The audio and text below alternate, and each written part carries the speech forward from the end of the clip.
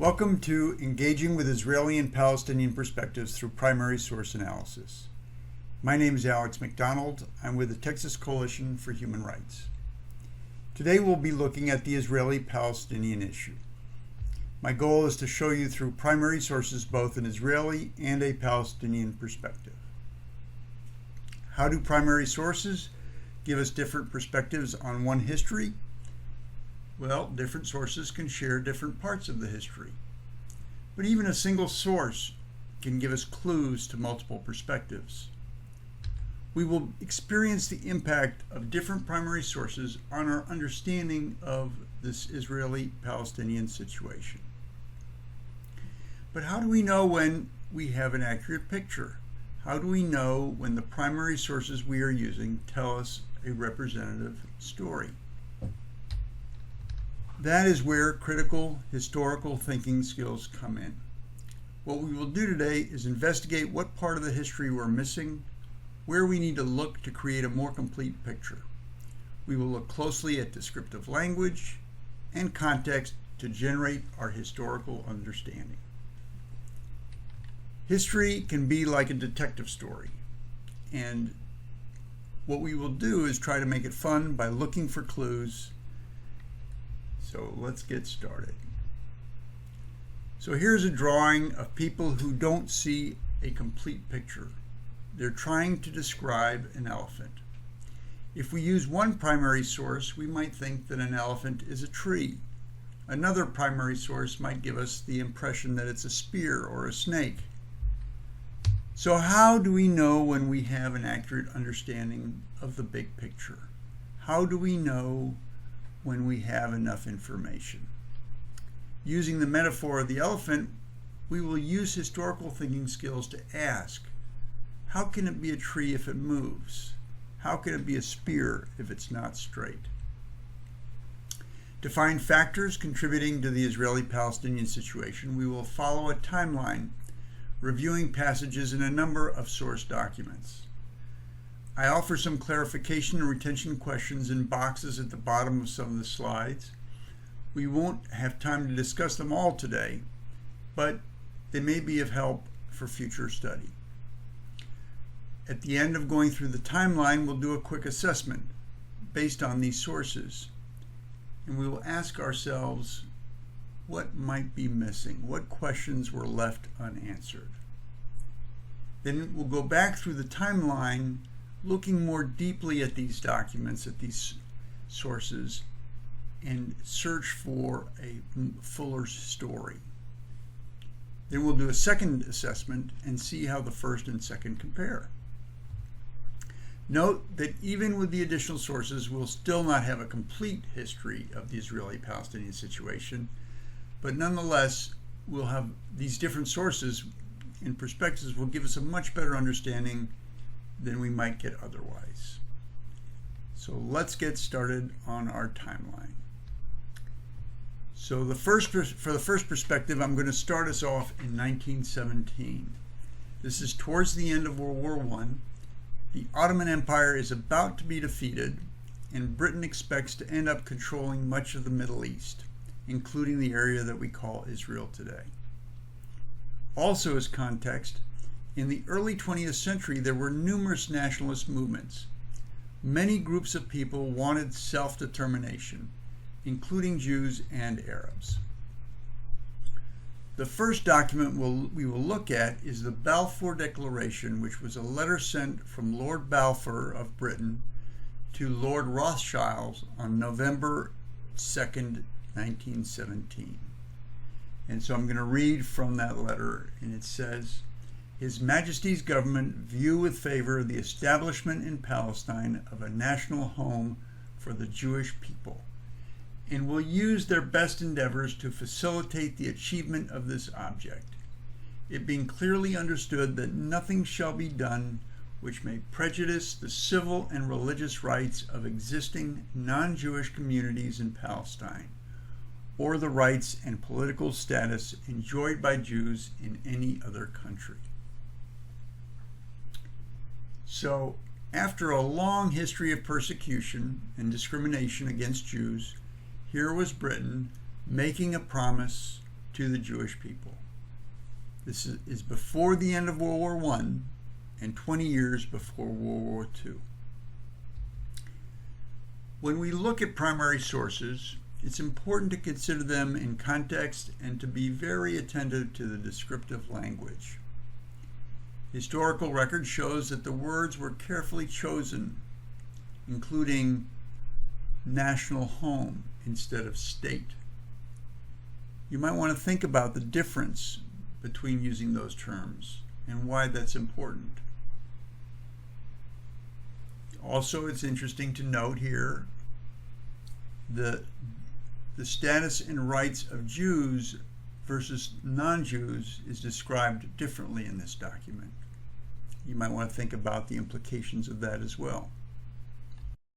Moving along our timeline, the Ottoman Empire was defeated at the end of World War I, and the British subsequently ruled over Palestine under the British Mandate, which was established under the League of Nations. In 1936, the Arabs in Palestine revolted against Jews and the British administration of Palestine. The more time progressed, the more heightened the conflict became. The British established the Peel Commission to identify the cause of and how to solve this conflict. This is a passage from the 1937 Peel Commission report. It's somewhat long, but it gives us a great overview of the situation in British perspective at the time. As I read these different quoted parts of the report, you may want to think about the following questions. What is the Peel Commission saying is the real problem? Who created this problem? What is the only solution they see that can lead to peace? So I'm going to go ahead and read it here. Under the stress of the World War, the British government made promises to Arabs and Jews in order to obtain their support. On the strength of those promises, both parties formed certain expectations. The Arab community is predominantly Asiatic in character, the Jewish community predominantly European. They differ in religion and in language. Their cultural and social life, their ways of thought and conduct are as incompatible as their national aspirations. These last are the greatest bar to peace. Arabs and Jews might possibly learn to live and work together in Palestine if they would make a genuine effort to reconcile and combine their national ideals, and so build up in time a joint or dual nationality. But this they cannot do. The conflict has grown steadily more bitter. It has been marked by a series of 5 Arab outbreaks, culminating in the rebellion of last year. In the earlier period, hostility to the Jews was not widespread among the Fellahin. It is now general. The first 3 outbreaks, again, were directed only against the Jews. The last 2 were directed against the government as well. This intensification of the conflict will continue. The estranging force of conditions inside Palestine is growing year by year. Jewish cooperation, it is true, is required by the mandate, and is forthcoming sometimes to an embarrassing extent. But Arab cooperation in any regular and continuous form is unobtainable. In these circumstances, we are convinced that peace, order, and good government can only be maintained in Palestine for any length of time by a rigorous system of repression. And the worst of it is that such a policy leads nowhere. However vigorously and consistently maintained, it will not solve the problem. It will not allay, it will exacerbate the quarrel between the Arabs and the Jews. The trouble is that they have proved irreconcilable, and as far ahead as we can see, they must continue to conflict. To put it in one sentence, we cannot, in Palestine as it now is, both concede the Arab claim to self-government and secure the establishment of the Jewish national home. Partition seems to offer at least a chance of ultimate peace. We can see none in any other plan. So, 10 years later, after that British assessment of the situation, and after the end of World War II, the League of Nations mandates came to an end, and Britain handed off the Palestine problem to the United Nations. The UN developed a partition plan, whose map we see here, which was approved by the General Assembly with Resolution 181 on November 29, 1947. The teal-colored part was to be the Jewish majority state, and the light brown part was to be the Arab majority state. The Jerusalem area in white in the middle was to be an international zone, not part of either state. So the question becomes, if you were dividing a country or a land for two different populations, what would be the best way of dividing that land? And why would one divide it this way? So there you can put on your detective hat and think about those issues. On May 14th, 1948, which is almost 6 months later after the Partition Plan was approved, Israel declared its independence with this proclamation. So here is text that I'll read some of the highlighted parts of here.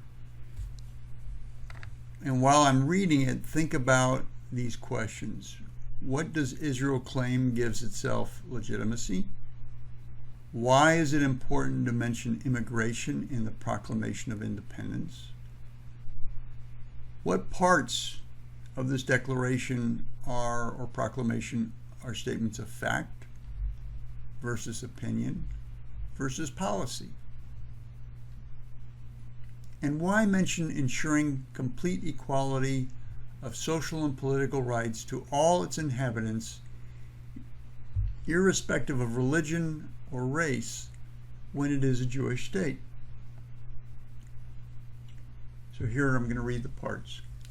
This recognition by the United Nations of the right of the Jewish people to establish their state is irrevocable.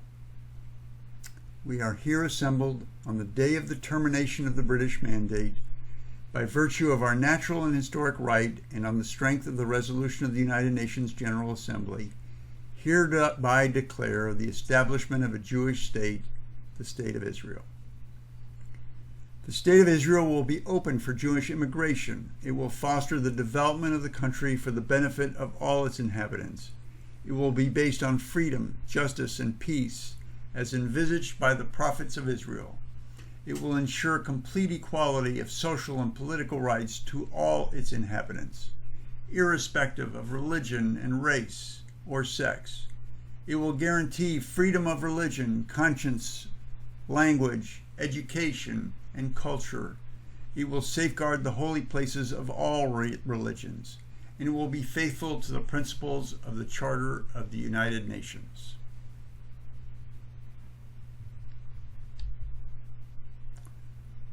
The day after Israel declared its independence, Arab armies crossed into historic Palestine, and a war between Israel and the neighboring states ensued.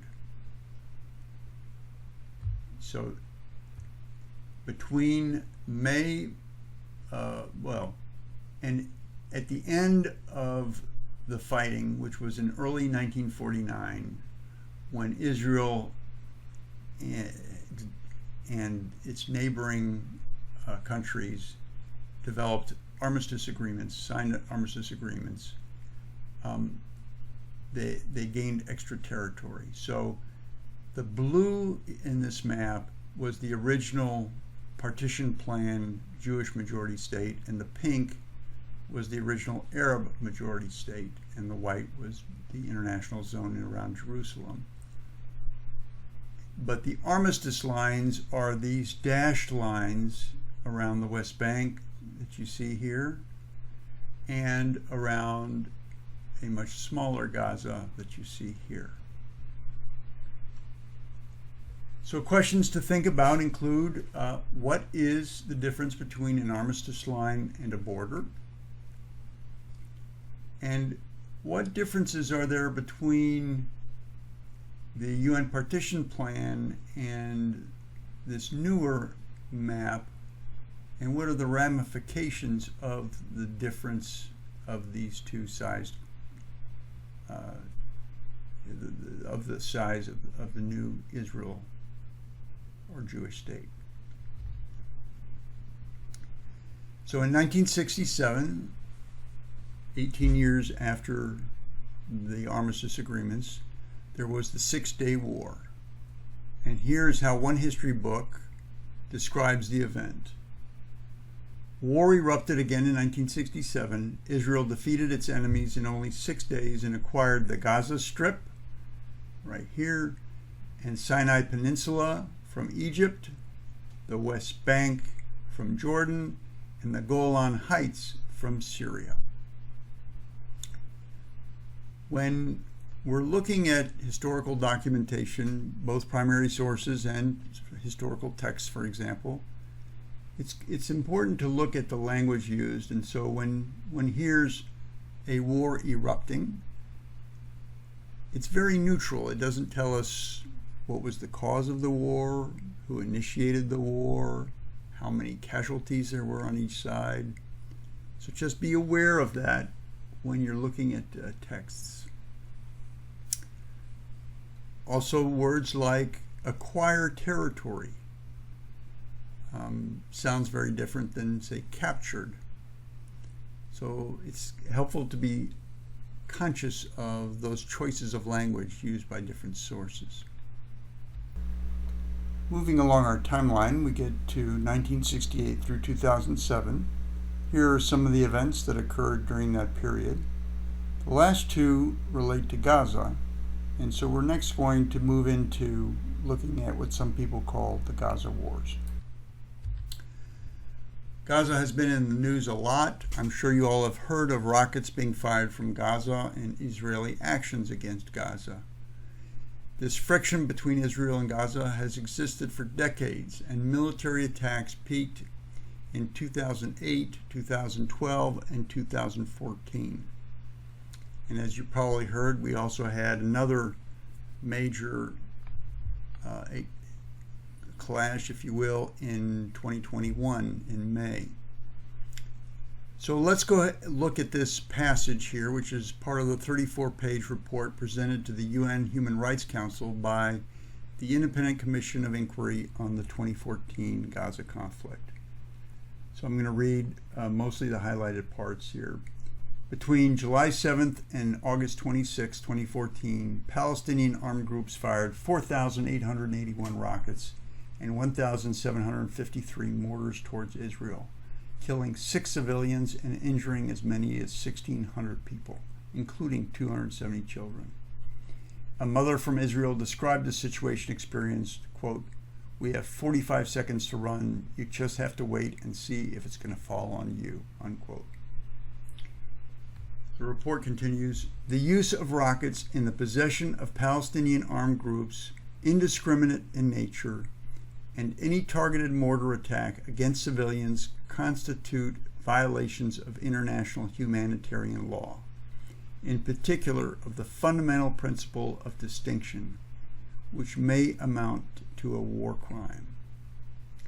While certain Palestinian armed actors cited the limits of their military arsenals as a reason for failing to attack military targets precisely, the military capacity of a party to the conflict is irrelevant to its obligation to respect the prohibition against indiscriminate attacks.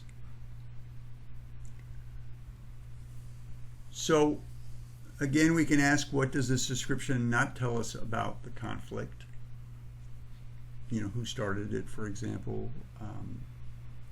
What were the casualties on both sides? We see here the ones on the Israeli side. But what do we learn here about why Gaza rockets are potentially war crimes?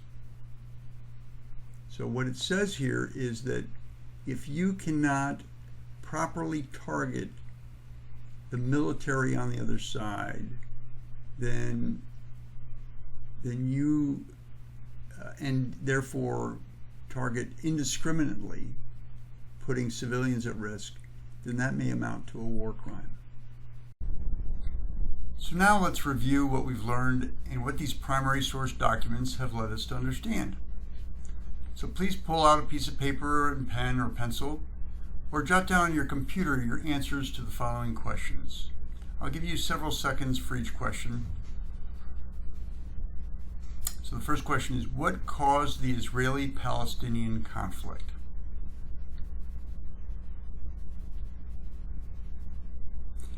In the remaining questions, I started them out with the word who. And by that, what I mean is which group or groups, party or parties were involved. So these groups could be governments, movements, ethnic groups, political parties, religious groups, or whoever you think is most applicable. So let's go through these questions. Who was involved in the conflict before World War II?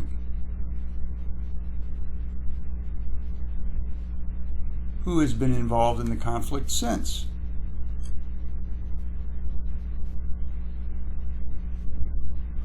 Who acted in accordance with international law?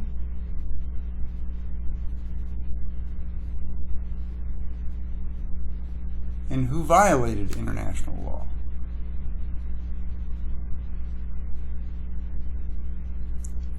Who most supported democracy and self-determination?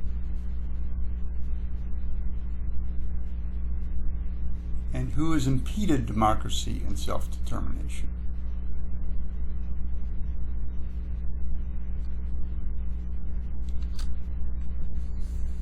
So now that we've done the first pass and we've gone through a number of these documents, what do we still not know? What is missing? If we go back to the Peel Commission report that we looked at in the first pass, let's look closer at the language. Note the first sentence where it says, under the stress of war. What does that say about the British writer's feelings as to whose fault the conflict is? When would you start a sentence with, well, I was really stressed out when I did blah, blah, blah?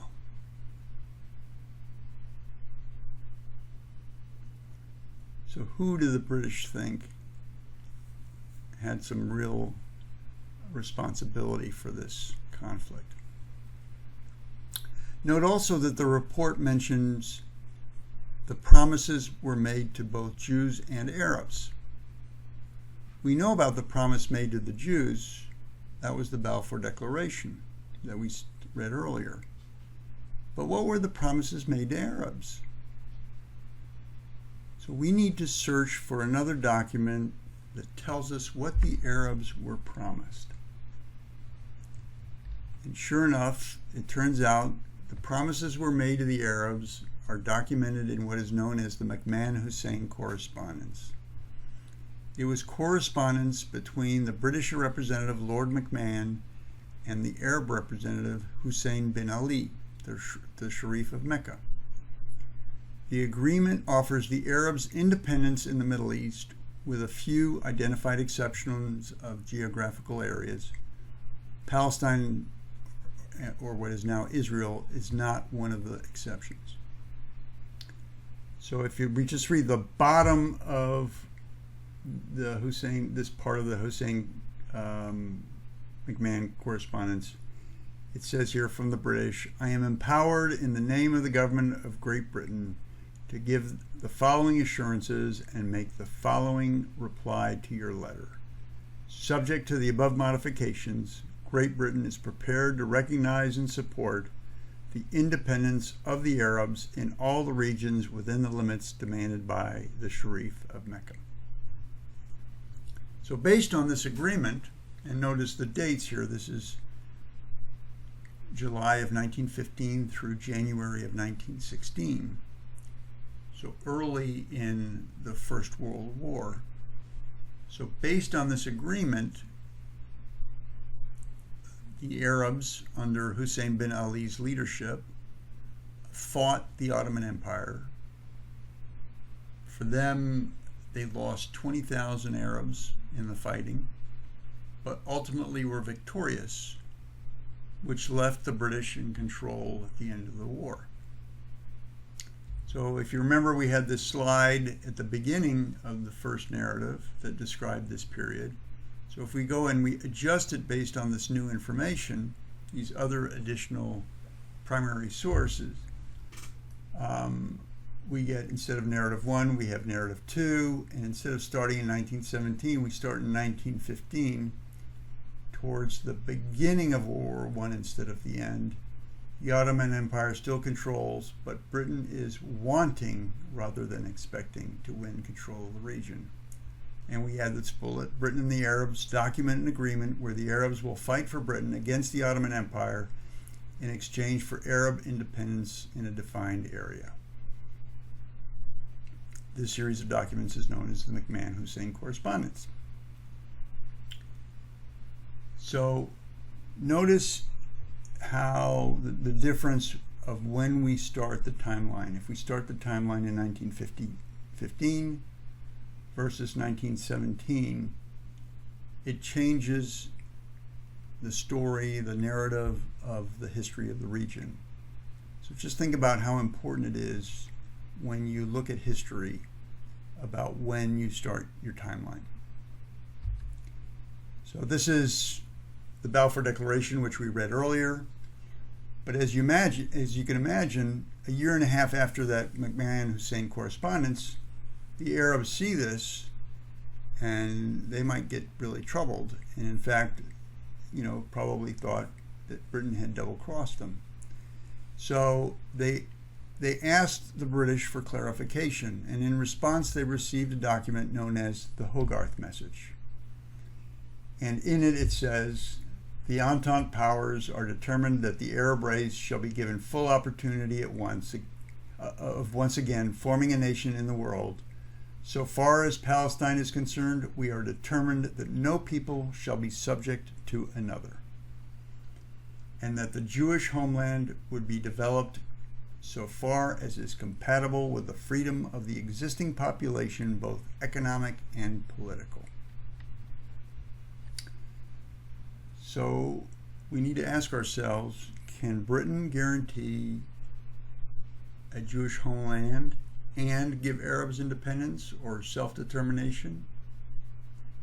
Or are these two mutually exclusive? And one can start asking, has the conflict started, and who is in the conflict? How many parties are part of this conflict? If we go back to the Peel Commission report, and again using our historical thinking skills, let's go to the second paragraph of what was read earlier and read it. This intensification of the conflict will continue. The estranging force of conditions inside Palestine is growing year by year. So how do the British know that the conflict will continue? What is this estranging force that the British are talking about that is growing year by year? So not only is a primary source document important, it's important to note what parts of a primary source document one is reading. And what I found near the end of the Peel Commission report was a graph. It was in their concluding remarks. And this graph has at the base here the years, 1920 on the far left, 1925, 1930, 1935. And as you see where these dashed line starts is roughly 1937, the year this report was published. So everything to the left of that is actual historical data, and everything to the right of that were projections at the time. And the top line is the Arab population. And the bottom line is the Jewish population. And you can see it increasing quite significantly in the early 1930s, for example. But you see these dashed lines, and the dashed lines represent the Jewish population depending on the amount of immigration. So the bottom dashed line is the estimated Jewish population, assuming no more Jewish immigration. The next line up is assuming 10,000 Jewish immigrants per year. The next line up is 20,000 Jewish immigrants per year, and so on. So, based on this graph, when do you think the Arabs want to declare independence? When do you think Jews want independence to be declared? Or another way of saying it is, how does their relative power in the land, how is that power affected by when independence is declared? Also, what does this graph tell us about Arab and Jewish views of open-ended immigration? Open-ended meaning unrestricted. Whose political rights were being most compromised, do you think, during this mandate period when the British were in control of Palestine? And what does this graph tell us about the possibility of a Jewish homeland and Arab self-determination coexisting? Using our historical research skills to try and understand how the UN came up with this interestingly shaped land partition, we learned from the UN Special Committee on Palestine that the population includes 1.2 million Arabs and 600,000 Jews. In other words, there are twice as many Arabs as Jews in that year. Yet, as the UN Special Committee on Palestine developed its plans for this partition, they allocated 56% of the land to the Jewish state and only 43% to the Arab state. Researching land ownership, we would also find that by 1947, Jews owned approximately 7% of the land, less than 10% of the land in Palestine. So the only way to grant more of the land to the Jewish state, even though Jews were a minority population, was to gerrymander it, as we've heard many states do with congressional districts. They created a Jewish majority state by barely having a Jewish majority in the larger state. At that time, it was estimated to be 55% Jewish and 45% Arab, while the other state, the one in brown, the Arab state, was 98% Arab. So the question becomes, was this move on purpose? Was it leaving a majority population with a minority control? Was it by accident? How did it happen? So a little bit more research, some of our historical researching skills, we find this interesting passage in the report of Subcommittee 2 to the Ad Hoc Committee on the Palestinian Question of the UN General Assembly. And I'll read this section. It is even more instructive to consider the relative proportion of Arabs and Jews in the three regions comprising the area of the proposed Jewish state. In its southern section, the Beersheba area, right here, there are 1,020 Jews as against an Arab population of 103,820. In other words, the Jewish population is less than 1% of the total. It is surprising that the majority of an international committee, such as the Special Committee, should have recommended the transfer of a completely Arab territory and population to the control of the Jews, who form less than 1% of the population, against the wishes and interests of the Arabs, who form 99% of the population. Similarly, in the northern section of the proposed Jewish state, Eastern Galilee, up here, the Arab population is 3 times as great as the Jewish population. Only in the central section of the proposed Jewish state have the Jews a majority. Even in this region, the majority is more apparent than real because almost half the Jewish population is located in the Jewish towns of Tel Aviv and Petah Tikva.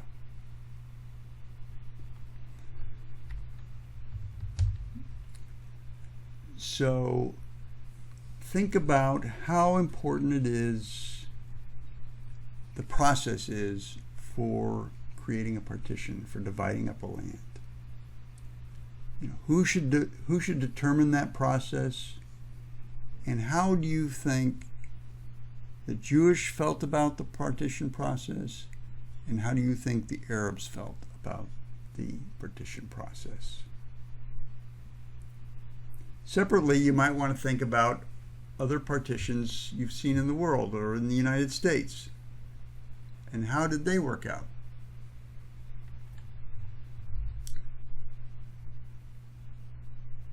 What we did not learn in the first pass about the fighting was that it started shortly after the UN General Assembly passed the Partition Plan in 1947, almost 6 months before any army entered the territory. As mentioned earlier, we have here the 2 maps superimposed, the UN Partition Plan in pink and blue, and the armistice lines shown in the dashed black lines. Note that the Jewish state was now 78% rather than 56% of Palestine. But again, using our historical thinking skills, something does not seem to add up. If the Jewish state before barely had a Jewish majority, how could this much larger Israel still have a Jewish majority? And not another primary source document answers that question. United Nations General Assembly Resolution 194 informs us that the fighting had generated a large number of refugees. In fact, most of the Palestinians who lived on the land that became Israel were exiled and were being blocked from returning. So I'll just read this part of Resolution 194. It resolves that the Palestinian refugees wishing to return to their homes and live at peace with their neighbors should be permitted to do so at the earliest practicable date, and that compensation should be paid for the property of those choosing not to return and for loss of or damage to property which, under principles of international law or in equity, should be made good by the governments or authorities responsible.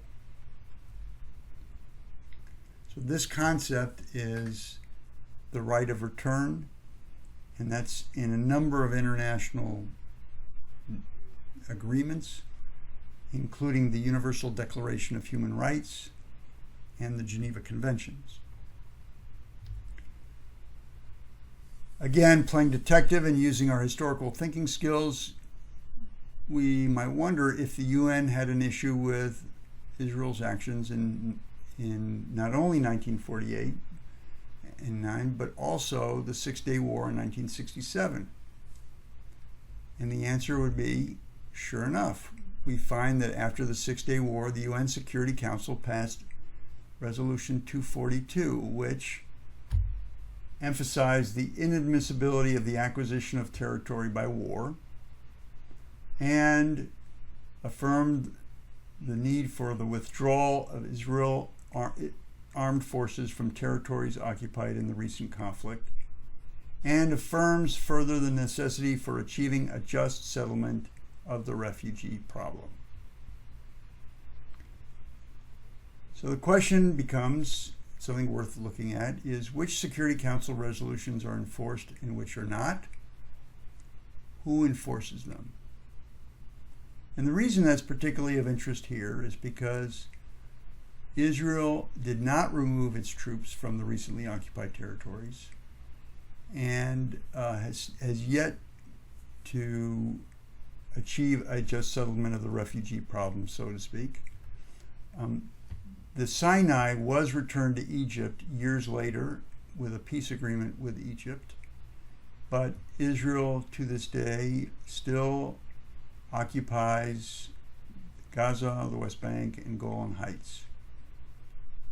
They might dispute the Gaza Strip, but they do control the air, the sea, and have an agreement with Egypt.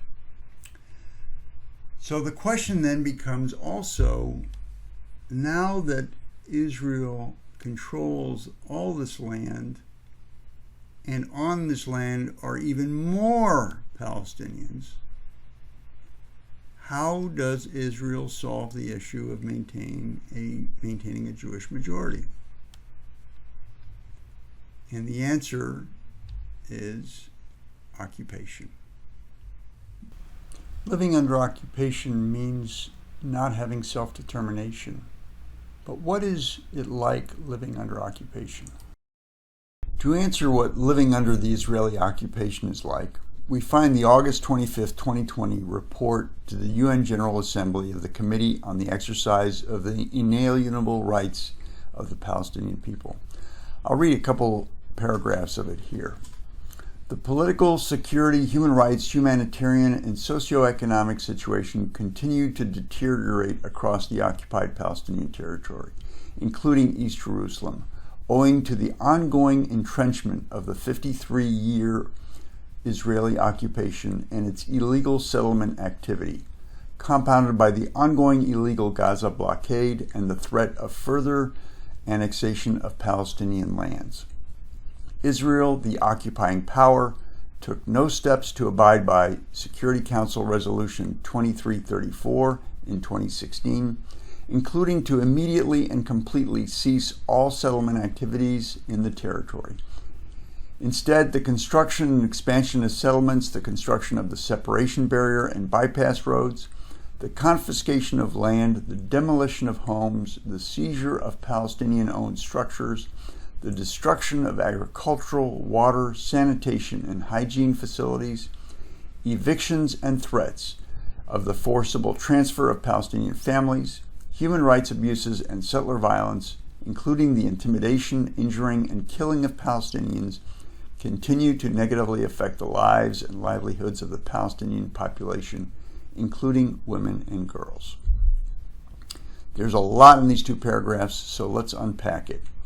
First, let's investigate what is referred to as illegal settlement activity and annexation of Palestinian lands.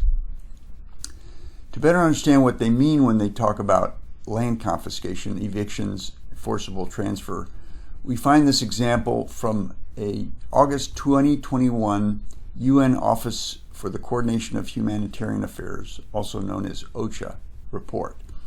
It shows a couple of neighborhoods in East Jerusalem where each red concentric circle icon represents a property where Palestinian families lived but were forced out and replaced by settlers. So like here, here, and here. The blue dots are homes where Palestinian families have been issued eviction notices. So all these blue dots. This is the forcible transfer that the report refers to. Note that the red dashed circle, which shows around this neighborhood, is labeled as access restricted. So the Israeli authorities have limited access to this neighborhood while they are doing these eviction notices and so on. And they've put checkpoints, which are these red circles with a white X in them, at certain points, limiting the access of who can come in and leave this neighborhood. The report also stated the demolition of homes, the destruction of agricultural, water, sanitation, hygiene facility. What is that about? Here is a picture of an OCHA report it shows a home demolished by Israeli authorities in East Jerusalem on the 30th of August of 2021. So this is what it looks like after Israel has demolished a home. The bar chart on the right shows the monthly averages of structures demolished or seized. The orange part is donor funded. So in the first 8 months of 2021, 65% of the 184 donor-funded structures seized or demolished were funded by the European Union. So this gives us a flavor for occupation. The report to the UN General Assembly also mentioned arbitrary arrests, discrimination, administrative detention, including of children, and killings by Israeli security forces. Here is a OCHA infographic on what was happening in the West Bank in May of 2021. One can see the map on the right, and it shows that this was happening throughout the West Bank. It was not just one event in one place. Note that I'm zooming in here on the top left, and this shows that this is not just one event, but this is by day, showing the number of fatalities by day and the number of injuries by day. Note also the ratio of deaths, for example, 31 Palestinian deaths, 1 Israeli death, so a 31-to-1 ratio. The injuries were 7,516 Palestinian injuries, 137 Israeli, a 55-to-1 ratio. To understand what limits of freedom is all about, here is a OCHA map of the West Bank. Israel is on the left, above, north, and south, and Jordan is on the other side of the Jordan River and the Dead Sea here. Note that this West Bank is very small. This black line at the bottom is a scale that's 20 kilometers, which is about 12.4 miles. So this is a very small part of land, but you can see how it's all carved up. We're going to zoom in a little bit here. This is the legend of that map, and you can see the first item is this West Bank barrier. And if we look at a zoom in of the map, you can see how this barrier weaves in the West Bank, not necessarily on the border with Israel. And what it does is it limits the access for Palestinians to agricultural land, for example, and their limits of movement. So for example, imagine living in Qalqilia here and suddenly having this wall built all the way around you so that you can't access your fields, which have been here for decades. And instead now there's a Jewish settlement. The burgundy and mauve are Jewish settlements, and they are now using those farmlands and restricting the access and the income potential and so on of the Palestinians. Also of note here are all these movement obstacles. When was the last time you saw a map legend that said checkpoints, road gates, observation towers, earth mounds, roadblocks? And so imagine if you are here in Beta and you want to go to the hospital in Nablus, and you have to go through, here's a checkpoint, here's another checkpoint, here are road gates, so that may usually open or usually closed. So you can imagine how it could take an hour or more, if you're allowed to go, in going through the West Bank. This is a picture of the wall. It's 25 feet tall in parts, twice the height of the Berlin Wall. So it's quite imposing. The roads are also, there are some Israel-only roads. So this is the West Bank, but there are roads that are only allowed for Israelis to drive on. and they can tell because the license plates are different colors. So you can imagine a segregated road system as well, and that's mentioned here where it says prohibited road, Palestinian vehicular use prohibited. Here's a 2019 Amnesty International report which provides us some more understanding of what living under occupation is like. Again, Israeli forces killed. Many were unlawfully killed while posing no imminent threat to life. Israel maintained its illegal blockade of the Gaza Strip, subjecting its residents to collective punishment, which, by the way, is against international law and Geneva Conventions, deepening the humanitarian crisis there. Israeli authorities unlawfully detained in Israel. Again, that's also against international law. You're not allowed to take prisoners from one territory and take them to somewhere else. Thousands of Palestinians from the occupied territories, holding hundreds in administrative detention without charge or trial. Torture and other ill treatment of detainees, including children, were committed with impunity. The authorities used a range of measures to target human rights defenders, journalists, and others who criticized Israel's continuing occupation of the West Bank, Gaza Strip, and Syrian Golan Heights. So going back to our 1968 through 2007 slide, we now have a little better understanding of occupation. But our historical inquisitiveness might ask also about Gaza, which we haven't really talked about. For example, what led to Hamas taking control of Gaza in 2006? It turns out that Hamas won the 2006 Palestinian parliamentary election, and Israel, with U.S. support, cut off funding to the elected government and incarcerated a number of the newly elected officials. After Hamas took control of Gaza, Israel imposed the blockade we've been talking about, which limits not only imports, but also exports. There's no security impact of exports, but it does critically limit the possibility of earning a living for the people of Gaza.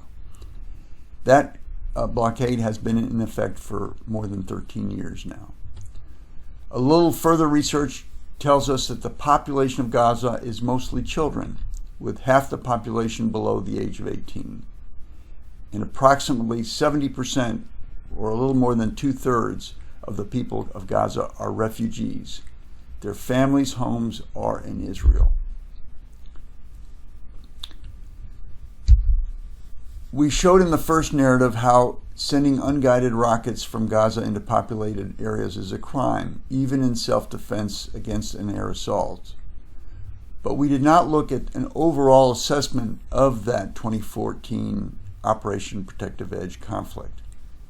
A primary source document that helps us understand Operation Protective Edge is the UN Independent Commission of Inquiry on the 2014 conflict. I'll read highlighted parts of it here. So the death toll alone speaks volumes. 2,251 Palestinians were killed, including 1,462 civilians, including 299 women and 551 children. The death on the Israeli side was 6 civilians and 67 soldiers. Alongside the toll on civilian lives, there was enormous destruction of civilian infrastructure in Gaza. 18,000 units were destroyed in whole or in part. Much of the electricity network and the water and sanitation infrastructure were incapacitated, and 73 medical facilities and many ambulances were damaged. Many Palestinians were uprooted from their homes or temporary shelters multiple times. At the height of the hostilities, the number of internally displaced persons reached 500,000, or 28% of the population. The effects of this devastation had a severe impact on the human rights of Palestinians in Gaza that will be felt for generations to come. The impact of the hostilities in Gaza cannot be assessed separately from the blockade imposed by Israel. The blockade and the military operation have led to widespread and systematic violations of human rights. According to international human rights law, Israel has obligations in relation to these rights and must take concrete steps towards their full realization. The Commission believes that the Gaza reconstruction mechanism put in place with the assistance of the United Nations to accelerate efforts to rebuild destroyed houses and infrastructure is not a substitute for a full and immediate lifting of the blockade. With these additional primary sources, let's go back and do our brief assessment of the Israel-Palestine situation. Again, I'll give you several seconds to answer each of the questions again. First question, what caused the Israeli-Palestinian conflict?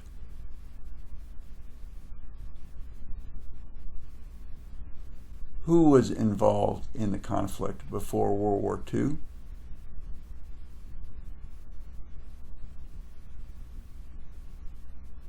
Who has been involved in the conflict since?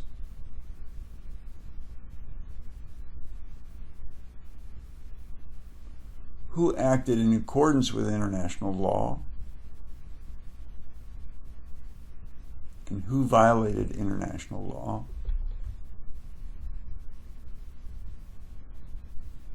Who most supported democracy and self-determination? Who has impeded democracy and self-determination? So now that we've done the assessment twice, how do our selection of historical documents and their passages affect the historical narratives that we've reviewed today? One more of an Israeli narrative, one more of a Palestinian narrative. How important are historical research and thinking skills in finding and evaluating primary sources so that we can accurately understand history? I hope you've seen the importance of not just accepting certain primary source documents alone, but to carefully read the language, look for clues of what might be missing that might help you understand different perspectives on any historical situation. It's through this process that we can get a more accurate understanding of both multiple perspectives and of history as a whole. Thank you. And if I can be of assistance or answer any questions, please feel free to reach out to me. My email is here on the slide. Thanks.